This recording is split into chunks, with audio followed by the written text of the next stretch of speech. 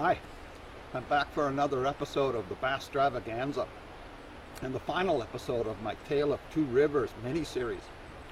It won't be the end of me whining and sniveling about freshwater fish habitat here on Van Isle, but I'm hoping to gather up the threads of the first four parts and weave them into a kind of fabric, a tapestry of restoration and regrowth, to replace the rotted out and tattered cloth of that ruined landscape. Okay, enough poetry, on with the show.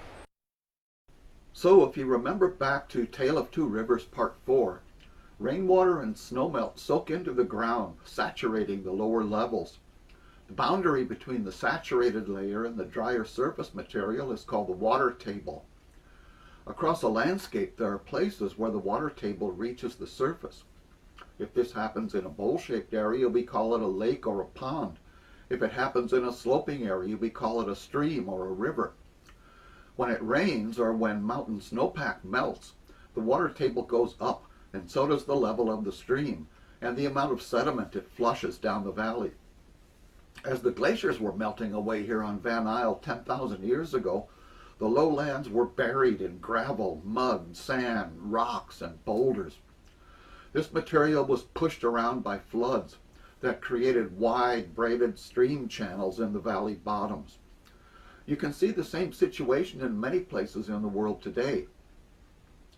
Braided streams occur in places where floods are pushing huge loads of sediment down rivers and there's nothing in the channel big enough to stand in their way. Braided streams are very shallow with little or no deep water. You can see that if the flow rises only a little bit, an enormous area will suddenly be underwater. And if the flow decreases only a little bit, the whole surface area will go dry, while the remaining flow occurs underground. This is what rivers used to be like here on Van Isle before floods were confined between the root wads of huge ancient trees.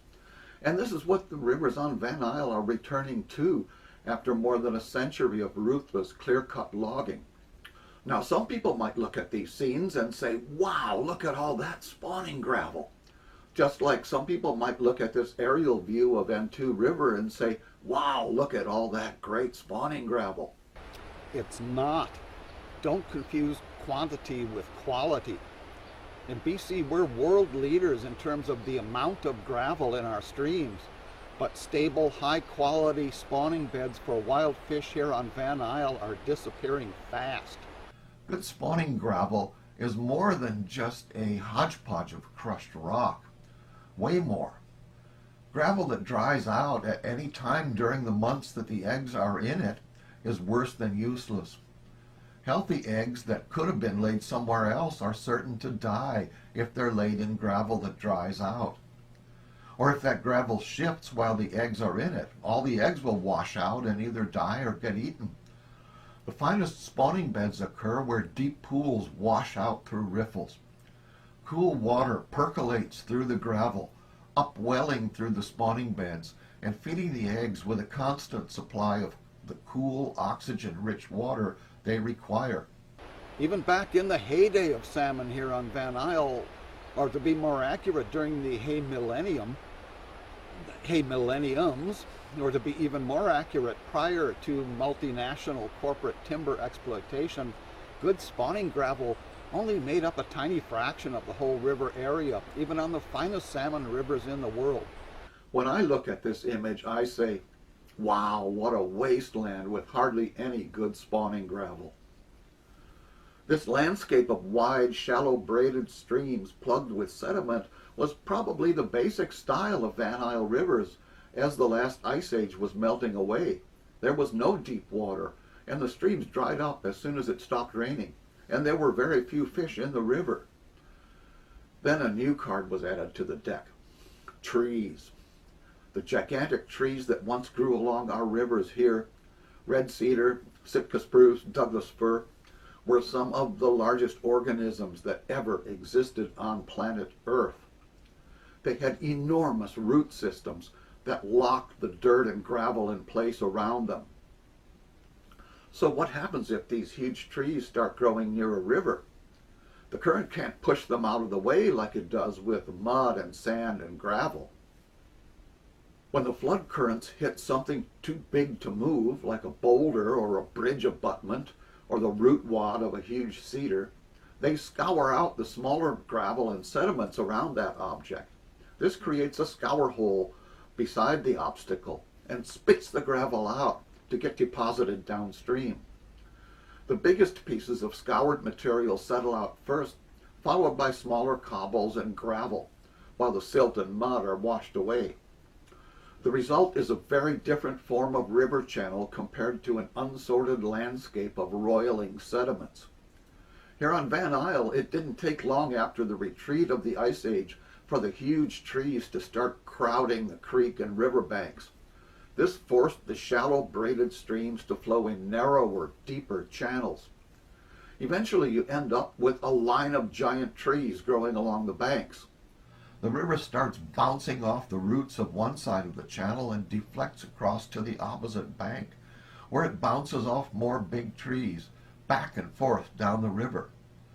The material that's scoured out from beneath the root wads is deposited between the scour holes. This creates the classic pool and riffle structure that salmon love. Deep, cool pools to hang out in, covered by huge trees that provide shade and protection from predators, and stable, flowing riffles of clean gravel to lay their eggs in. This is the way it was on Van Isle for 10,000 years, between the retreat of the glaciers and the start of the clear cuts, when the salmon swarmed in our rivers. No longer. As the forest is clear cut, the roots of the big trees die. The entire stump is often washed away during floods, taking the whole root wad and the stream bank along with it. On steep slopes, this often resulted in horrific erosion that washed enormous amounts of mud and gravel down into the rivers below, along with huge amounts of wood, large and small. All of this material was flushed down into river channels that were also clear-cut. The result is that after clear-cutting, we are left with rivers that are fundamentally different compared to rivers in watersheds covered with big old trees. Most Van Isle rivers are much wider now, and they're covered with sediment delivered from the slope and channel failures upstream. The water table is buried under fresh gravel, so the streams run dry faster now. Without big trees deflecting the current, there's often little in the way of a stable channel, just a meandering shallow wash over huge beds of fresh shifting gravel and wood debris. There's way more gravel in the channel than before, but way less gravel that is usable for salmon in the form of stable riffles. And there are no deep pools. These are issues that are not part of fish and forest management policies here in BC. They're issues that have never been addressed, and they're issues that cannot be seriously addressed by government here for a simple reason. To admit that there's a problem would be to challenge the sacred religion of clear-cutting. And this is why we have a bureaucracy in BC that is functionally illiterate when it comes to freshwater stream habitat.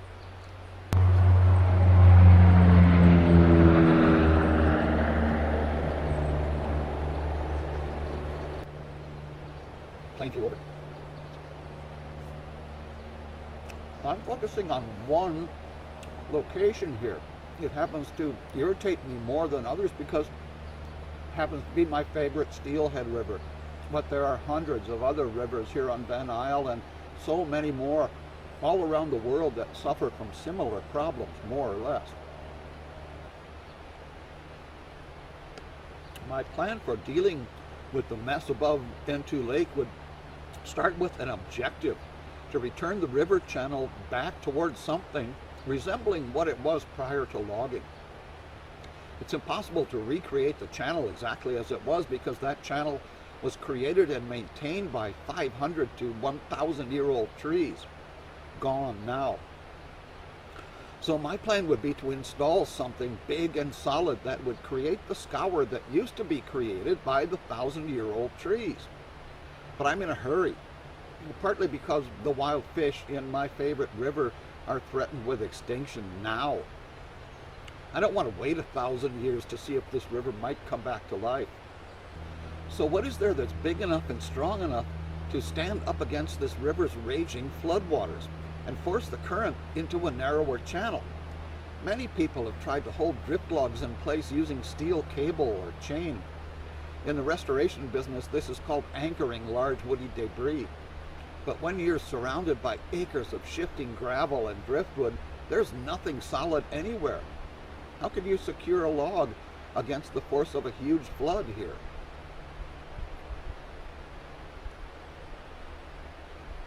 I worked on a successful large woody debris restoration project at Kudawas Creek in the 1990s, funded by Forest Renewal BC. I hope to produce an episode or two about that in the future. We recycled old steel logging cable and used it to attach big pieces of driftwood onto the stumps of live or dead trees. But the reason it succeeded was because we worked on a stream that had a very low gradient, so it had a slow and sluggish current. Our project succeeded, but what we did at Kudawas would never work on a raging torrent like N2 River. There were other large woody debris projects funded during the FRBC years that failed. Last year I floated down the lower part of the Englishman River just north of Nanaimo. Apparently there was a government-funded project to install LWD along that river, but I never saw a trace of any of that work. It had all been washed away by floods.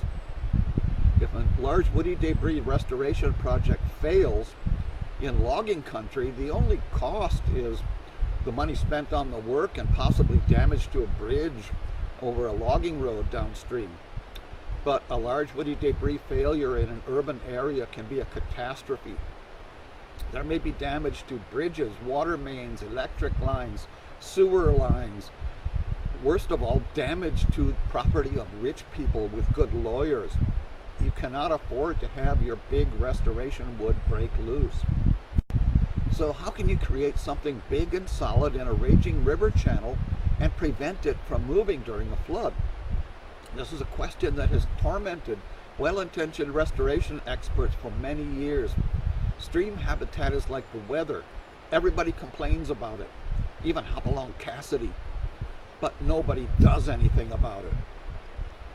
When I worked in Oregon, I remember reading from an old California Department of Highways pamphlet back from the 1950s about road construction around rivers. One of their recommended solutions for bank stability problems that threatened state highways was to dump a bunch of old cars along an eroding bank. You can see how well this works using my mini water table. We'll test a scale model like they do when they're testing new rockets in a wind tunnel. Old cars are hard to push around, so they create some serious scour. I remember floating down the Wood River in Oregon. It flows from Crater Lake down to Klamath Lake through a flat landscape smothered in pumice from the huge Crater Lake explosion.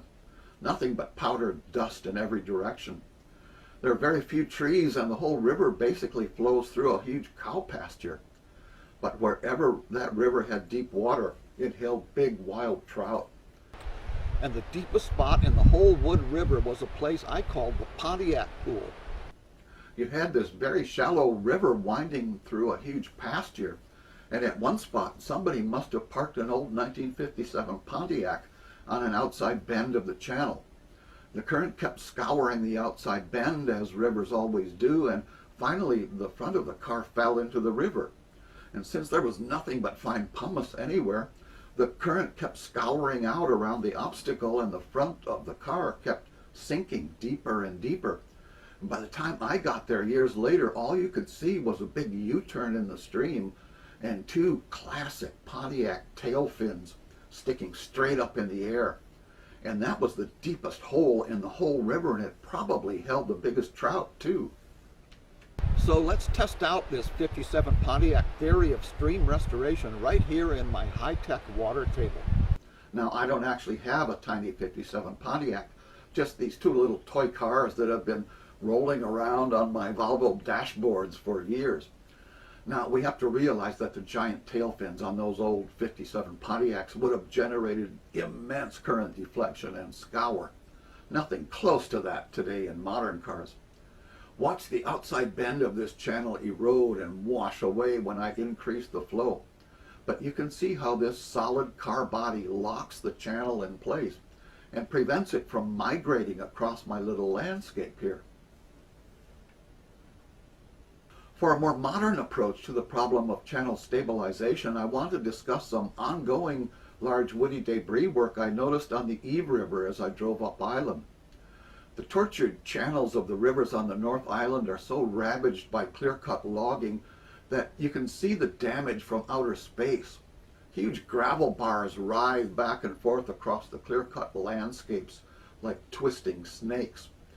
The wild fish that once thrived in them are disappearing fast as the habitat they require gets flushed away. Nobody around here pays much attention to this, so I wondered what the heck are they doing here and why? Well, the answer is soon obvious. In this spot, the logged-off Psycho River is not just rampaging through prime wild salmon habitat, it's threatening to take out a bridge. And not any old bridge. This is the Eve River Bridge on Highway 19. If this bridge fails, it means the entire north end of Vancouver Island is cut off from a few things that people up there have grown accustomed to, like fuel and grocery deliveries and ambulance service and a way to get their logging trucks to the mills. So this bridge is too big to fail. So you can see that the plan here was to haul in big logs, drill holes into the ends of the logs, pass steel cable through the holes, and connect the cable to big boulders that have probably also been trucked in here from some other place.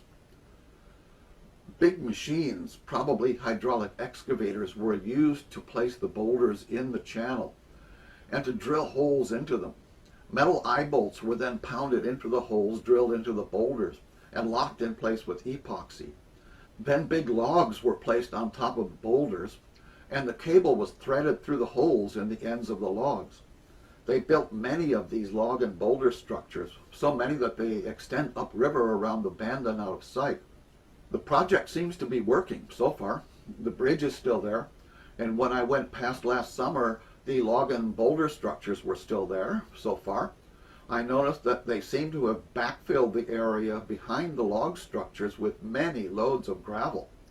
They may even be able to plant grass on the new area of stream bank and maybe even trees someday. But allow me to make a few comments about this project. Look at the logs they used. They come from big trees. Nowadays loggers cut all the trees down as soon as they get big enough to make a 2x4. But these logs are old growth from the ancient rainforest. You almost never see big logs like this on logging trucks anymore because they're getting so rare here on Van Isle. Even 25 years ago, it bothered me to see high-grade saw logs dumped into rivers for restoration work. Why sacrifice prime saw logs that could produce high-quality lumber and jobs? 2, look at the kind of logs they use. Whitewood, fir, hemlock, spruce. It's very strong from an engineering point of view, but it rots quickly when exposed to the weather. I would suggest that red cedar would be a better choice because it wouldn't rot so easy when you bore big holes through it. 3, these structures look out of place. More like modern art than anything you might see along a river. 4, this project must have been enormously expensive. Everything about it costs money, lots of money. High-priced consultants and engineering designs, expensive logs, expensive steel fittings and glues, expensive excavators and drilling rigs and dump trucks. Great expense to transport the big logs and boulders, and later the gravel backfilling onto the worksite. I shudder to imagine the total cost of this project. This project is not feasible as a model for large-scale channel restoration. It's too expensive by many orders of magnitude. And it only works beside a road where big machines can drive right onto the site and deliver huge logs and loads of gravel that are required. This is an example of some people's approach, an engineer's approach, to solving the problems up channel instability triggered by reckless clear cutting as they impact a major highway bridge. It's not a model for restoring damaged channel habitat across Van Isle. I want to suggest a different model for stabilizing damaged river channels and improving wild fish habitat. It may have even been a better solution for the problem they have there at Eve River. I think my plan could have protected that bridge and done it for pennies on the dollar compared to the work that was funded there, and maybe done it better and maybe a more permanent job of it and in a more aesthetically pleasing manner that would result in a channel that not only acts natural but also looks natural for centuries to come. And I think my plan would also work for many other damaged rivers. It's intended to address some of the problems that have caused the failure of so many large woody debris projects worldwide. In particular, it's intended to stabilize the trashed wasteland that I've been documenting just above fabulous N2 Lake, and other similar environmental train wrecks like the evolving disaster at Octwanch River above Mushalot Lake, which I've also been trying to document in some of my YouTube videos. So let's go back to N2 River and have another look around. What are we trying to do here? The same thing they're trying to do at Eve River, and the same thing they were talking about in the old California Department of Highways manual, and the same thing I was talking about with the 57 Pontiac at Wood River. Install something big and solid along the river channel that absolutely will not move during a flood. Ever. There are lots of big objects lying around on these gravel bars on N2 River. Some of the biggest trees on Earth, lying around like beached whales, but they're not providing much benefit for wild fish. They all float and wash around during high water, so they don't create scour holes or pools or riffles. The giant trees that lived here for thousands of years, the ones you can see in the old aerial photos from decades ago, the ones that used to lock the river channel in place between their gigantic root systems, are gone now. Look at these huge old cedars growing along the upper Kennedy River. Absolute proof that the channel bank here has not moved for maybe 1,000 years. Compare this stable old growth channel at N5 River with the ones at N2 River and Octwanch, where the most valuable part of the river from a salmon's point of view shifts every few months. There's a lot of big wood around here, but nothing to hold it in place against the torrential floods washing off the clear-cut slopes upstream. Look around. What do we have lots of here? Gravel, acres and acres of it, like dunes of sand on the Sahara Desert. The real problem is that there are too many little bitty pieces of rock here, but no big ones. Or if there are big boulders or rock outcrops nearby, they're buried under acres of sand and gravel and mud.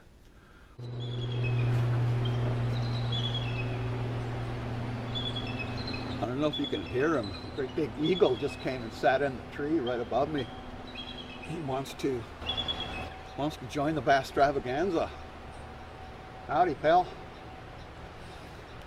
My solution is probably too simple and too cheap to be taken seriously by most experts, but any 10-year-old kid can understand. Even an eagle can understand it. That's why I'm posting it onto YouTube. What can you do that is fast and cheap and permanent to improve devastated fish habitat in places like this? Make little itty-bitty pieces of rock bigger. And here's how you do it. My plan for dealing with this situation would start with an objective: to return the river channel towards something resembling what it was prior to logging. It's impossible to recreate the channel exactly as it was because that channel was created and maintained by 500 to 1,000-year-old trees. Gone now. So my goal would be to install something big and solid that would stabilize the raging, shifting channel that has exploded since the clear-cut logging took out most of the old forest that once fed this river. These big objects would mimic the root wads of the giant ancient trees that controlled this river for thousands of years.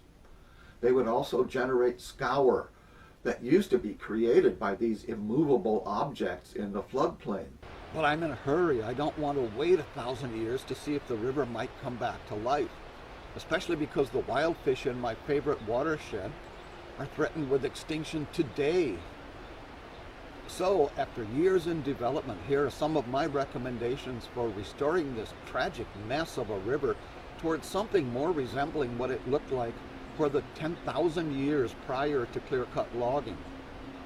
Restoration priorities. 1. Survey the entire area with a drone equipped with a camera and GPS unit. Record the perimeter of the channels, including the path of all flood channels and relic channels, and especially the location of the new scour channels that are radiating out from the main channel through the old-growth forest.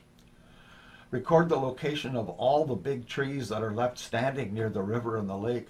Believe me, there aren't that many left. And also record the location of all the big drift logs in the floodplain. Load all this data into a GIS so that it can be accessed in the future.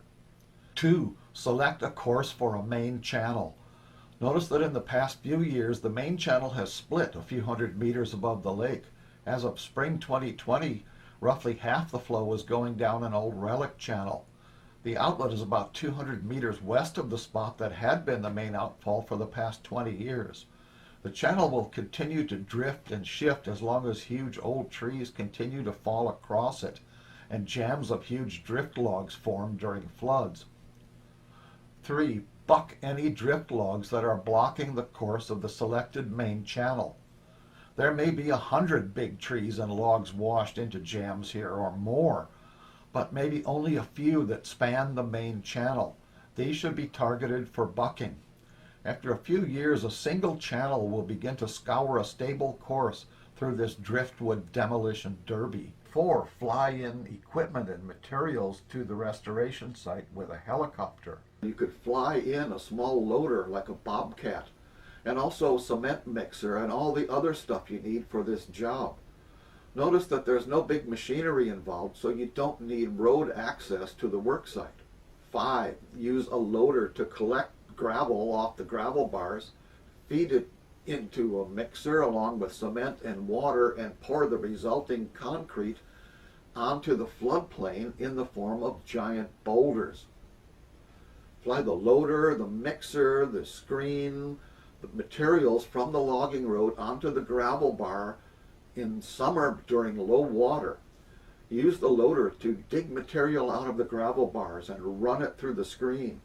Sort out the big rocks until you get a pile of gravel that's suitable for concrete. Mix the sorted gravel and cement in the mixer with river water and pour the resulting concrete into a blob in a spot where you want to create scour. Then mix up another batch of concrete, pour it on top of the first blob, and then mix up another batch of concrete and pour it on top of that blob, and you can see where this is heading. In short order, you will produce an obstacle in the channel that is any size and shape you wish at the exact spot you want to protect the bank or create scour, and you can use up some excess gravel in the process. You can install multiple obstacles in patterns that will deflect and concentrate the current in any way you choose. These huge artificial boulders will never wear out, even after many human lifetimes. And they do not require the sacrifice of big, rare, old-growth trees to provide the large woody debris like the Eve River project. And unlike the project at Englishman River and so many other well-intentioned restoration attempts where the large woody debris washed away during floods, my plan will never fail. Unlike the Eve River structures, which look more like Nazi tank traps on the beaches of D-Day than anything you'd ever see in a river, my finished project would be indistinguishable from a natural river, except that now there would be deep pools and stable gravel riffles in my river, and a much narrower channel, and more wild fish. The artificial boulders are made of cement and steel. Cement is crushed limestone. The mountains around the watershed are made of limestone. Half the gravel in the river is probably limestone already. You're not adding anything that wasn't there before. After a few years of weathering, the surface of the artificial boulders would soon become indistinguishable from the real ones. The Eve River project was probably almost entirely performed by very expensive consultants and by highly skilled and highly paid machine operators. Other than deciding on the location of the artificial boulders, my plan could be done by people without PhDs and expensive technical skills and without expensive machinery. With a little training, you could bring crews of unemployed people out here to do this work. Local people, Aboriginal people. They'd have the opportunity to get a job, learn some skills that might be helpful to them in the future, all while doing work that benefits the community and the wild fish and the planet for centuries to come. Look again at this project at Eve River. If you sold one of these big trees for cash instead of chaining it into the river, you could pay for 20 much bigger and more durable structures doing it my way. In addition to placing big artificial boulders along the main channel, my approach would allow for other options. Instead of trucking in rare old-growth logs from far away, my plan could be used to anchor some of the huge drift logs already lying around in the wasteland above N2 Lake. As demonstrated at the Englishman River and so many other places, it's really hard to hold these big trees in place with cables or chains during a flood. They just wash away downstream, scouring out salmon eggs and jamming the river. But if you poured a collar of concrete around the butt of some of these huge trees, the heavy bottom end of the tree would sink and dig in and bury the root wad into the gravel during floods, while the top of the tree kept floating. The top end of the tree would swing around in the current and the whole tree would become locked in place right where you want it to be, parallel to the channel, creating scour and armoring the new riverbank against damage from future floods, instead of jamming across it.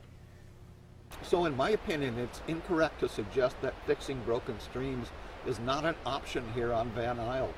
With my plan, you could do the work in summer and be reaping the rewards that fall with more live wild salmon eggs in healthy gravel.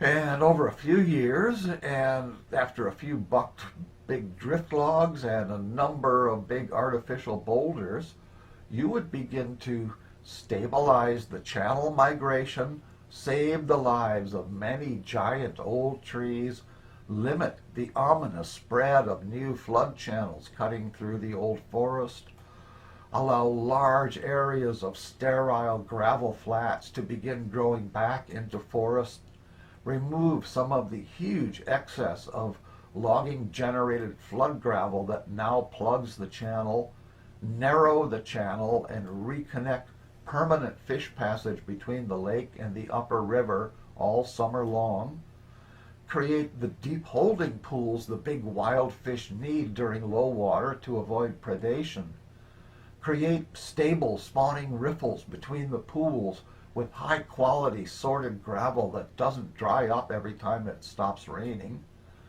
decrease the enormous amounts of silt and mud that are being washed into the upper lake every year, limit or eliminate most of the noxious methane gas that now bubbles up constantly from the top end of the lake, provide jobs where local people could develop skill sets that would be very valuable in the future, and recreate a living river in place of a trashed and tormented wasteland. Not only that, no one I'm aware of has ever caught a fish in the smash zone above the lake during the past 20 years. My suggestions, if they work, would create habitat for a world-class recreational fly fishery. And you could accomplish all this for the cost of some bags of cement, rental of a bobcat and gravel screen and cement mixer, plus a few minutes of helicopter time and some hours of grunt work by some people who could probably use the work.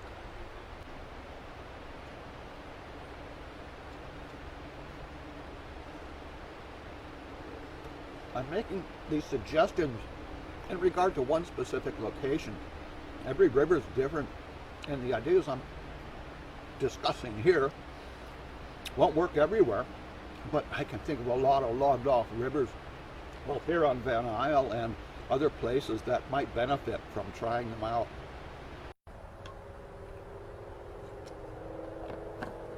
So this won't be the end of my complaining about the fish habitat or government policy, but it will be the end of this Tale of Two Rivers series. I could go on in much greater detail, but I won't. It's been an obsession with me, but obsessions are okay if they're about the river where you caught your first steelhead. This year has seen the end of a lot of things for a lot of people. The new plague is raging, and for better or worse, it's basically medical martial law over many parts of the world, including here. Chances to get out rambling and fishing are harder to come by. One of the things that came to an end this year, not very important in relation to the overall chaos of what's happening over the world, but it's very important in terms of this YouTube Basstravaganza, and that was the end of bass fishing for me. But not because of the virus or the lockdown, it's because of the big smallmouth that used to crush my homemade topwater lures. Just don't seem to be around anymore. They seem to be gone. There's no point in having Humpty go out and go fishing if he doesn't get any bites, and that's the way it is now.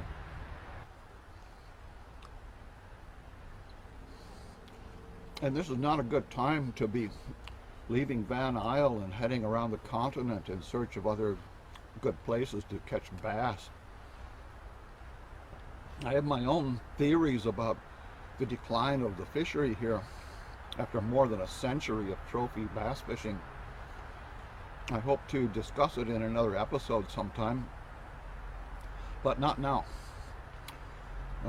Further development of my homemade topwater lures. Man, I made some cool, these things work too. I made some good topwater bass lures, and that's on hold indefinitely. This thing caught some big fish. The eagle wants a piece of this one. Anyway, even if your lure is made out of super cypress cedar, you ain't going to get no bites if the fish aren't there. But fear not, Basstravaganza fans. I still have years of cool videos stored that I've never edited out and published, and I hope to make more episodes about that someday.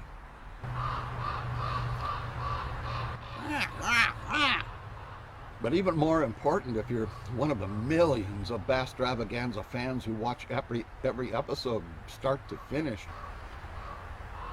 you'll remember that we've already selected 3 of the 4 great heroes of topwater bass fishing, and we've already proposed getting a group of volunteers together to climb up and chisel their heads into the towering heights of Mount Fishmore for posterity.